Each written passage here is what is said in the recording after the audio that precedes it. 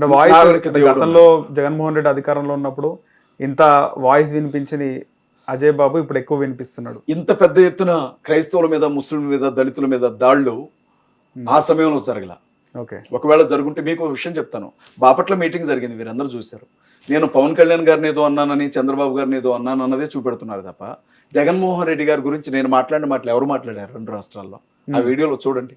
ఆయన ఎలా అడిగాను, ఆయన ఏ రకంగా అతనికి సంబంధించిన విషయాలు బయట పెట్టాను. ఓకే, జగన్మోహన్ రెడ్డి కూడా క్రిస్టియనే కదా, చెప్పాడు ఓపెన్ గా, క్రిస్టియన్స్ అందరూ కూడా ఓపెన్ గా చెప్పాడు. ఓపెన్ గా అంటే ఆయన డిక్లరేషన్ కూడా చేయలేదు కదా తిరుమలలో. నేను ఒక విషయం చెప్తాను బ్రదర్. పవన్ కళ్యాణ్ గారు ఒక మాట అడిగారు, నేను సనాతన హిందూ అని.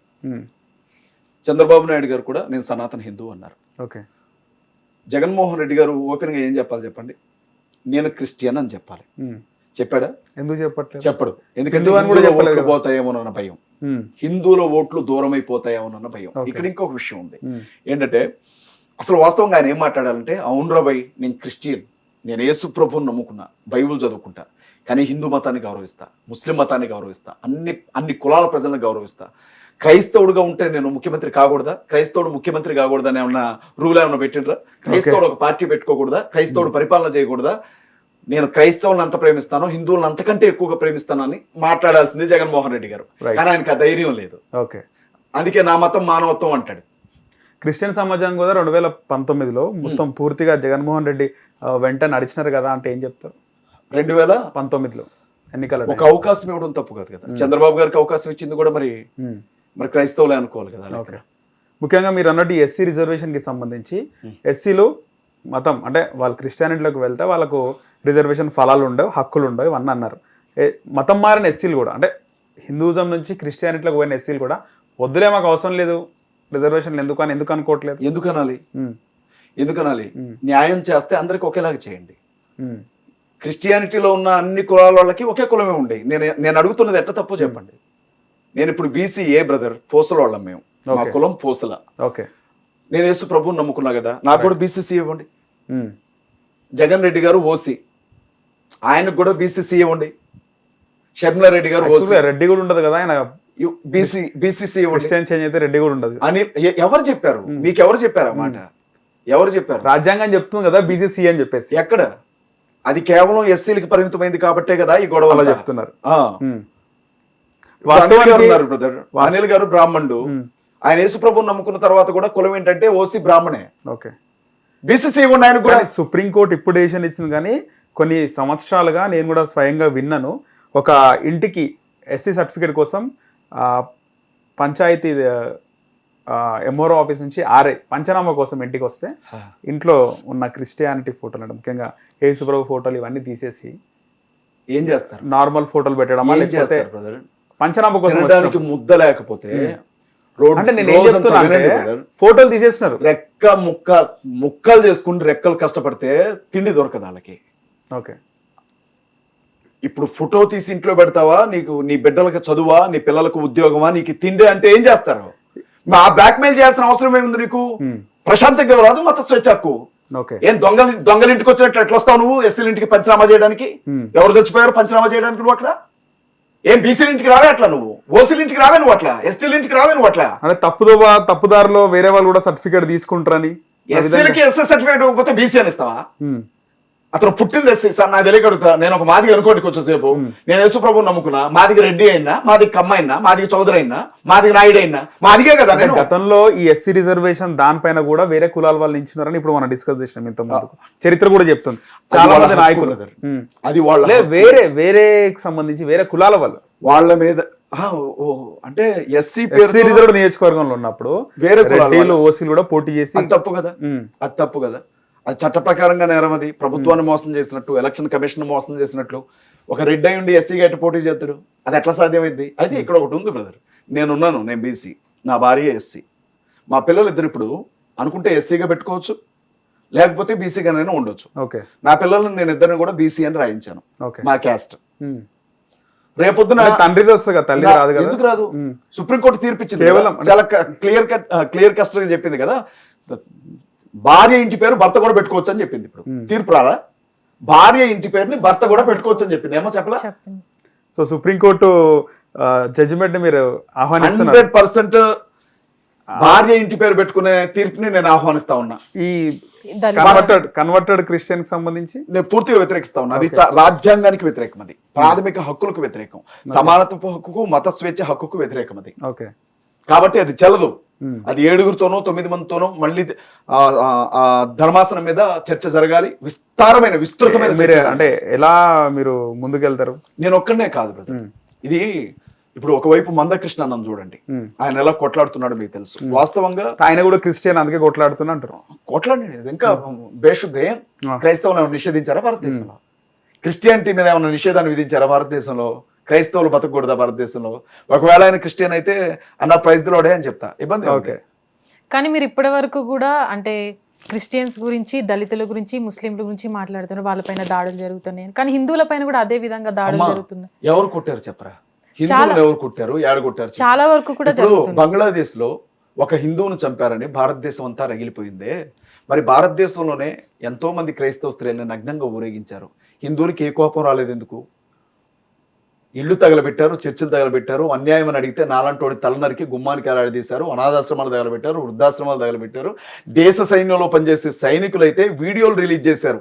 దేశాన్ని శత్రువు చేతిలోంచి కాపాడుకున్నా కానీ నా భార్యని నగ్నంగా తెప్పకుండా నేను కాపాడుకోలేకపోయాను అని రెస్లర్లు ఏడ్చారు. ఒక్కసారి మా దగ్గరికి రండి, తినడానికి తిండి, కట్టుకోవడానికి బట్టలు లేక మా ఆడబిడ్డలు ఏడుస్తున్నారు అని. ఏ రోజు కూడా మనవాదులు మాట్లాడలేదే.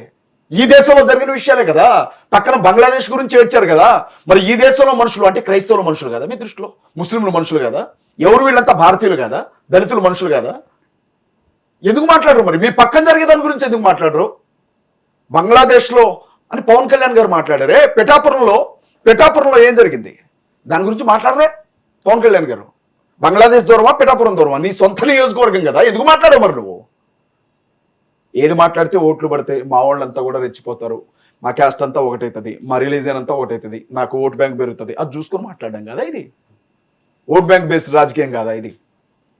మేము మాట్లాడతాం, ఖచ్చితంగా మాట్లాడతాం. నేను ముస్లింని కాదమ్మా, కానీ ముస్లింల గురించి మాట్లాడుతున్నా. ఓకే, నేను దళితుని కాదు, దళితుల గురించి మాట్లాడుతున్నా. ఎందుకంటే ఒకప్పుడు బీజేపీ వాళ్ళు ముస్లింస్ను కొట్టారు. ఎక్కడ మత గొడవలు జరిగినా ముస్లింస్ అరే వీళ్ళంతా కూడా పాకిస్తాన్ వాళ్ళు పోయి పాకిస్తాన్కి జిందాబాద్లు చెప్తారు, పాకిస్తాన్ వాళ్ళని కొట్టారు. నిన్న కాక మొన్న ఢిల్లీలో ఒక కేసులో ముస్లిం కుర్రాళ్ళని అరెస్ట్ చేశారు కదా, బాంబ్ బ్లాస్ట్ కేసు. అరెస్ట్ చేస్తే దేశం మొత్తం కూడా ఈ ముస్లింస్ బుద్ధి మారదు అని అన్నారు. కానీ తీర్పేమిచ్చింది కోర్టు. ఈ ముస్లిం కుర్రాళ్ళకి ఏ సంబంధం లేదు. ఒక శర్మ, ఆవిడ పేరేంటి, శైలజ శర్మన ఎవరో ఒక లేడీ, బ్రాహ్మణ స్త్రీ, ఆవిడ ఈ కేసులో ఇన్వాల్వ్ అయింది, బాంబులు పంపిణీ కేసులో అని చెప్పారు. మరి ఆ రోజు మాట్లాడలేదు ఎవరు? ఎందుకు మాట్లాడరు? ఎన్ని జరుగుతున్నాయి ఆంధ్రాలో, తెలంగాణలో, ఎందుకు మాట్లాడరు? ఒకటి చెప్పండి, మేము మనుషులం కాదా? మేము బతకూడదు ఆ దేశంలో? ఓకే, మేము పనులు కట్టట్లేదా? మేము ఉద్యోగాలు చేయట్లేదా? మేము కష్టపడట్లేదా? ఈ దేశ అభివృద్ధిలో మా పాత్ర లేదా? మేము పోరాడలేదా? సుప్రీంకోర్టు జడ్జిమెంట్ ఫైనల్ అనుకోవచ్చా? మళ్ళీ లేదండి. పోరాడతారా? ఎట్టి పరిస్థితుల్లో కూడా సుప్రీంకోర్టే కదా సుప్రీంకోర్టుకే వెళ్తాం. అత్యున్నత న్యాయస్థానం. సుప్రీంకోర్టు ఇచ్చినటువంటి ఆ తీర్పు, 2 జడ్జిలు ఇచ్చిన తీర్పు, దాన్ని 7గురు సమీక్షించవచ్చు. ఓకే, 7గురు ఇచ్చిన తీర్పుని 9 మంది సమీక్షించవచ్చు. ఓకే. మళ్ళీ వెళ్తాం. 9 మంది కూడా అదే జడ్జిమెంట్ ఇస్తే ఏం చేస్తారు? ఎవరు? జడ్జిమెంట్ ఇస్తే దేవుడు అనేవాడు ఒకడు ఉంటాడు. ఓకే, ఏడ్చేవాడి బాధ మనిషి అనకపోతే దేవుడు అనేవాడు ఒకడు ఉంటాడు. ఓకే, ఖచ్చితంగా గుడిలోకి రానివని ఎస్సీలు క్రిస్టియానిటీలోకి వస్తే మీరు హక్కున చేర్చుకున్నారు, వాళ్ళకు అన్ని రైట్స్ ఇచ్చినారు, మీరు అన్న తమ్ముళ్ళ చూసుకున్నారు. రిజర్వేషన్ కూడా సరే ఇంతలా బతిలాడాలా, పోతే పోనీ అని బతికే రోజు రాదంటారా? అందరు రిజర్వేషన్ తోనే బతుకుతలేరు కదా ఎస్సీలు అందరు కూడా. ఒక్కసారి పల్లెల్లో వాళ్ళకు కూడా రిజర్వేషన్ వస్తుంది కదా మీరు చెప్పినట్టు. నేను చెప్పేది పల్లెల్లోకి వెళ్తే కూడా ప్రతి ఒక్కరు చదువుకోవట్లేరు ఇంకా కూడా. బ్రదర్ నేను ఒక విషయం చెప్పాను, ఎస్సీ రిజర్వేషన్ కూడా అందరు పొందుతలేరు కదా. ఇప్పుడు ఎస్సీలో పొందుతలేరు. వాళ్ళకు మా ఇంట్లో పంచపక్ష పరమాన్నాలు ఉన్నాయి, వాళ్ళ ఇంట్లో ఉన్నదా గంజి. ఓకే, ఆ రిజర్వేషన్ మీద మన ఏడిపోయింది అంటున్నా. ఒక పని చేద్దాం, నేను ఏమంటున్నా, నేను ఒక మాట చెప్తా. అగ్రవర్ణాలు ఎవరైతే ఉన్నారో పెద్ద పెద్దోళ్ళు, వాళ్ళకు కూడా ఎస్సీలో కొంత రిజర్వేషన్ ఇస్తాం, రండి ఎస్సీలో చేరండి, వచ్చి మాలాని పిలిపించుకోండి, మాదిగాని పిలిపించుకోండి, రెల్లి సాధ్యం కాదు కదా ఎవరు? ఇది సాధ్యమైనప్పుడు అది కూడా సాధ్యమే. మరి ఇంకెందుకు మా మీద ఏడిపేందుకు? ఓకే, మా మీద ఈ దేశంలో 1000 కోట్లకు పడగలెత్తినటువంటి వ్యక్తులు ఎవరో లిస్ట్ తీయండి, అందులో ఎవడైనా ఒక ఎస్సీ ఉన్నాడని చెప్పండి. ఇప్పుడు ఈ కాలంలో ప్రజెంట్ జనరేషన్ లో కూడా ఎస్సీ ఈ రిజర్వేషన్లు ఎంతవరకు పనిచేస్తున్నాయంటే ఏం చెప్తారు? బ్రదర్ అందరు రిజర్వేషన్ మీదే బతుకుతున్నారా? ఒకటి చెప్తాను బ్రదర్, ఎంత కాదనుకున్నా వాళ్ళు మన ఇళ్ల పక్కన వాళ్ళు ఇల్లు కట్టుకొని మన పిల్లల్ని వాళ్ళు చేసుకుని వాళ్ళ పిల్లల్ని మనకిచ్చి మన బంధుత్వాలు కలుపుకొని వాళ్ళ కుల వృత్తులు మనం చేసి మన కుల వృత్తులు వాళ్ళు చేసి అప్పుడు వద్దు రిజర్వేషన్ ఇంకా. అప్పుడు ఎందుకు ఒక పని చేయండి బ్రదర్, చెరులో రిజర్వేషన్ కానీ దేశంలో ఉండే ఆస్తులన్నీ ప్రజలే కదా, సమానంగా పంచండి. జనాలు ఎన్ని కోట్ల మంది ఉన్నారో అన్ని కోట్ల మందికి ఓకే అందరు ఆస్తులు తీసుకొని ఈక్వల్ గా పంచండి, రిజర్వేషన్ రద్దు చేయండి. కానీ మీరు చెప్పిన పాయింట్ ఒకటి నాకు నచ్చని విషయం ఏంటంటే, మిమ్మల్ని ప్రసాదం తింటారా అంటే మేము తినము, నిష్ఠగా ఉంటాము. మీరు ఒక విషయం చేస్తారా? నేను కంప్లీట్ బ్రదర్ నేను ఒక విషయం చెప్తాను. ఇంకా నేను రొట్టె ద్రాక్షారసం ఇస్తాను, మీరు తాగుతారా? తాగుతాను. చచ్చిపోతారు మీరు. ఎందుకో తెలుసా? రొట్టె ద్రాక్షారసం అనే ఆ రెండు కూడా మారు మనసు పొంది బాప్తిస్మం తీసుకొని సిద్ధపాటు కలిగిన వాళ్ళే తీసుకోవాలి. వినండి బ్రదర్, అట్లా కాదు, వినండి. అది చాలా పవిత్రమైన క్రతువు. ఎంత పవిత్రమైన క్రతువు అంటే, ఎవడైనా బాప్టిజం తీసుకున్నవాడైనా అనర్హత కలిగి అంటే ఇష్టానుసారంగా తిరిగొచ్చి అందులో చేస్తే వాడు రోగాల పాలవుతాడు, వాడి ప్రాణం పోతుందని దేవుని వాక్యం చెబుతుంది. మీరు అడిగినా మేమేమో, మీరు కూడా మమ్మల్ని అడగండి. నార్మల్ గా ఇప్పుడు నా క్రిస్టియన్స్ లో ఫ్రెండ్స్ ఉంటారు, ముస్లిం. ఇప్పుడు నేను ప్రసాదం తింటే మీరు ఒక రోజు చర్చకు వస్తారా?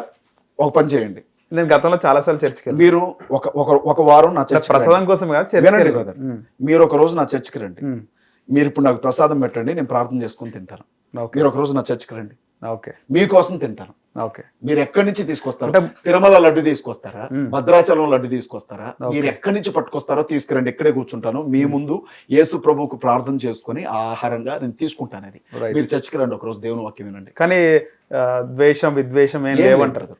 కానీ చాలా వరకు కూడా సార్, అంటే క్రిస్టియన్ దేవుని నమ్ముకున్న వాళ్ళు చాలా మంది గుళ్ళకు రానంటారు, ప్రసాదం తిని. మీరు ఇప్పుడు తింటా అని చెప్పి నేను ఒక విషయం చెప్పిన, నా ఇంట్లో నా భార్య ఉంది, నాకు ఇంకొక ఆవిడ ఎందుకు? అంటే ప్రసాదాన్ని అట్లా కాదు. నేను నా భార్యాభర్తలు మేము ఉన్నాం. నాకు నా దేవుడు తెలుసు, నాకు ఒక దేవుడు ఉన్నాడు. నాకు ఇంకొక దేవుడు ఎందుకు? నాకు అవసరం ఏమో. ఏ బైబిల్ గానీ ఏ భగవద్గీత గానీ క్లియర్ గా బైబిల్లో రాయబడిందమ్మా, చాలా స్పష్టంగా. ఎందుకంటే భూమిని ఆకాశాన్ని సృష్టించిన వాడు ఒక్కడే. దేశానికి ఒక దేవుడు, దేశానికి ఒక స్వర్గం, దేశానికి ఒక నరకం లేదు. ఆయన భూమి మీద శరీరధారిగా దిగి వచ్చాడు. ఆయన నమ్ముకున్న వారికి పాప క్షమాపణ ఇవ్వడానికి ఆయన శిలువను మోసి మరణించి తిరిగి లేచాడు. ఆయన మళ్ళీ భూమి మీదకి రాబోతున్నాడు. తీర్పు అనేది ఒకటి ఉంది. చనిపోయిన వ్యక్తులందరూ తిరిగి లేచే రోజు ఒకటి ఉంది. మనుషులందరికీ తీర్పు జరుగుతుంది. ఆయన క్రీస్తు అని మాకు చాలా స్పష్టంగా ఆదేశం ఉన్నప్పుడు ఇంకెందుకు మళ్ళీ ఇంకొక చోటకి ఎందుకు వెళ్తాం? మాకు తెలుసు కదా ఆయన ఎవరో. కాళ్ళు చేతులు పడిపోయి 6 నెలల మంచం మీద ఉన్నాను నేను. లింక్ సిస్టమ్ ఫెయిల్ అయింది నాకు. ముక్కు మీద చూసారు కదా, పొంగు జ్వరం పోసి కాళ్ళు చేతులు పడిపోయింది. హాస్పిటల్కి వెళ్తే నన్ను బాగు చేయాల, ఎవడి వల్ల కూడా కాల, నీ కాళ్ళు చేతులు పడిపోయే రావన్నారు.